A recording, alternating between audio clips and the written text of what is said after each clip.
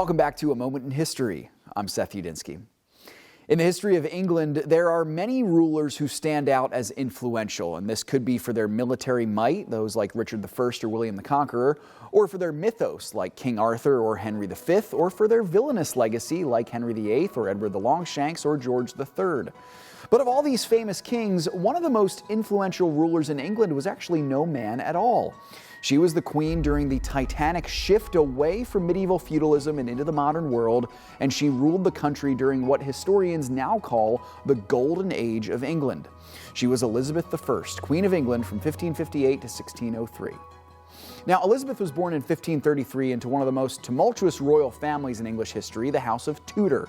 Her father was Henry VIII, notorious for his nasty habit of marrying, remarrying, divorcing, and executing his wives.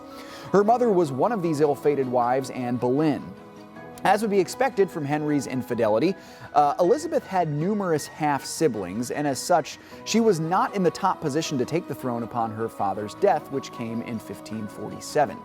After Henry, his young son Edward VI was the first in line, and he ruled as a stable and a good Protestant monarch, but succumbed to illness as a boy and died when he was only 15. After Edward, the notorious Roman Catholic Mary, who was Elizabeth's half-sister, took the throne and went on a violent quest to restore Roman Catholicism to its 1,000-year rule of the island. She would become known for this as Bloody Mary. Now, she died in 1588, and Elizabeth, who was a Protestant, was next in line to take the throne. As a princess, she had been raised with a stable education where she learned multiple languages, and she brought that same stability to the monarchy, where she would prove to be a capable and upstanding ruler during her 45-year reign.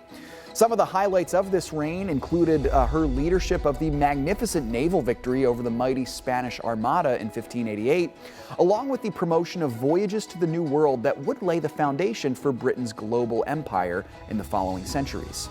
She was in every sense an aristocratic woman, and she famously never married, despite allegedly having several suitors in her lifetime. Of course, Elizabeth's reign is synonymous with Renaissance England, a time of transition from England as a medieval kingdom that was not much more than just a conglomeration of tribes to a powerful nation-state that would soon dominate the entire world.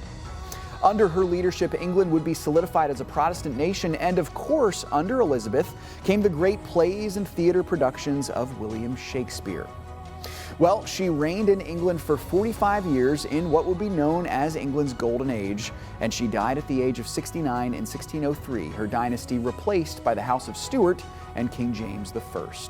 Thanks so much for joining me once again for A Moment in History.